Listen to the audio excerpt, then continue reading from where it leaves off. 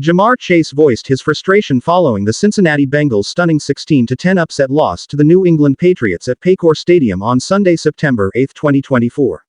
The loss not only shocked fans but also eliminated a significant number of participants from Yahoo Sports survivor pools, with more than 43% of users knocked out. While the Bengals' offense struggled as a whole, it was Chase's limited involvement in the game plan that left him particularly dissatisfied. Chase, one of the NFL's most dynamic wide receivers, was targeted just 6 times during the game. He made the most of those opportunities, catching all 6 passes for 62 yards, but his usage left him and fans wanting more. When asked by reporters about his limited targets, Chase did not hide his frustration, suggesting that the question be directed toward head coach Zach Taylor.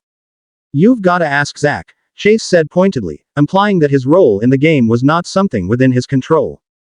Chase's reduced involvement in the offense was even more puzzling given the Bengals' offensive struggles. Cincinnati generated just 234 total yards, and quarterback Joe Burrow, who recently signed a historic contract extension, finished the game with 164 passing yards and no touchdowns. Despite playing 40 out of the team's 48 offensive snaps, Chase's role seemed minimal, especially considering the expectations placed on him as the team's star receiver. The game also took place under unique circumstances for Chase. The wideout revealed that he had been dealing with food poisoning in the days leading up to the matchup, though he downplayed its impact on his performance. Speaking to reporters after the game, Chase acknowledged that he was feeling better but had plans to receive intravenous fluids after the media session. "It doesn't matter. I played, bro," Chase said when asked about how the illness affected him. "It doesn't matter." Chase's frustration was not limited to just his usage on Sunday. He has been angling for a contract extension throughout the offseason, leading to a hold-in during training camp, where he participated minimally in practices while negotiating his new deal. As of the start of the season, no agreement had been reached, and Chase entered the Patriots game still playing on his rookie contract.